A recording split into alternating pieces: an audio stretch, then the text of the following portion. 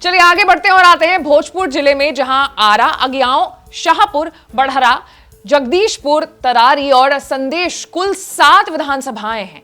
भोजपुर के पत्रकारों का मानना है कि 7 में से 4 एनडीए के पक्ष में जा सकती है, जबकि 3 सीटों पर महागठबंधन जीत दर्ज कर सकती है। अविनाश, आप इसको थोड़ा सा विस्तार से हमारे ऑडियंस को समझाइए कि असली खेल वहां क्या होने वाला है।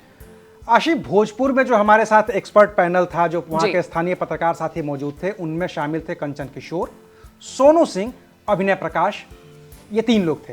कंचन किशोर का यह मानना है कि आरा में भारतीय जनता पार्टी जीत सकती है, क्योंकि जो ताकत पूरे महागठबंधन की ओर से इस चुनाव में झोंकी जानी चाहिए थी, चुनाव से पहले भी और चुनाव के दरमियान भी, वो नहीं दिखी।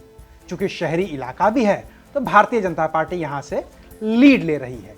वहीं सोनू सिंह आरा में कांटे की टक्कर देख रहे हैं। वो ये कह, अभिनय प्रकाश का मानना है कि आरा के जो सांसद रहे हैं, उनसे लोगों की नाराजगी है, और ये नाराजगी विधानसभा में पार्टी को भारी पड़ेगी और भारतीय जनता पार्टी वहां से लीड कर सकती है। वहीं अगियाओं सीट माले के हिस्से फिर से जा सकती है।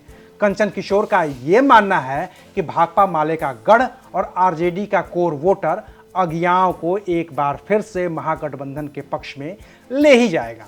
सोनू सिंह और अभिनय प्रकाश भी अगियाओं में माले की एक तरफा जीत देख रहे हैं। जो शाहपुर विधानसभा है, वहां पर भारतीय जनता पार्टी आगे दिख रही है।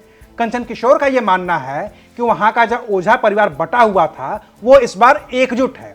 सोनू सिंह और अभिनय प्रकाश भी शाहपुर में इस ओझा परिवार की गोलबंदी को भारतीय जनता पार्टी की जीत के तौर पर देख रहे हैं।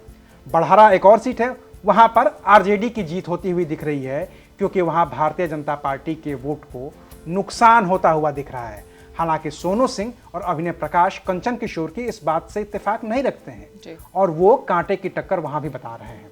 जगदीशपुर में जदयू का पलड़ा भारी होता हुआ दिख रहा है, जीतते हुए दिख रहे हैं।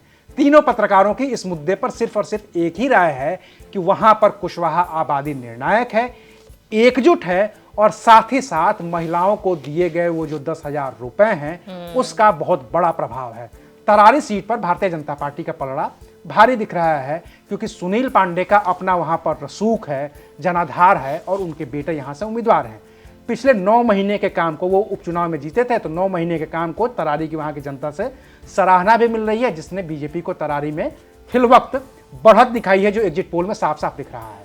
संदेश में मुकाबला कड़ा है, हालांकि आखिर में सीट जेडीयू के खाते में जा सकती है, ऐसा वहां के पत्रकारों का मानना है, क्योंकि एनडीए ने यहां अति पिछड़ा और दलित वोट को एकजुट करने में माइक्रो लेवल की ऐसी प्लानिंग की है कि वो सब के सब एकजुट दिख रहे हैं। हालांकि ये राय सिर्फ कंचन किशोर की है। बाकी के जो 2 लोग हैं, सोनू सिंह और अभिनय प्रकाश, इस सीट पर बेहद कड़ा मुकाबला देखने की बात कर रहे हैं।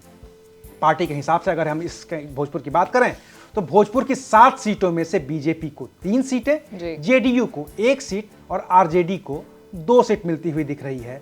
वहीं माले के खाते में 1 सीट जाती हुई फिलवक्त दिख रही है। बाकी आशी, आगे बढ़ने से मैं फिर से साफ कर देता हूं कि हम जो भी आंकड़े बता रहे हैं, जो भी डिटेलिंग दे रहे हैं, वहां के स्थानीय पत्रकारों का है, एग्जिट पोल है, आखिरी नतीजे में कुछ भी हो सकता है। तो हम अपने दर्शकों की समझदारी के लिए ये बार बार इस बात को हम साफ कर रहे हैं कि वहां के स्थानीय पत्रकारों ने हमें ये जो इनपुट दिया है, वो हम उनके सामने साझा कर रहे हैं।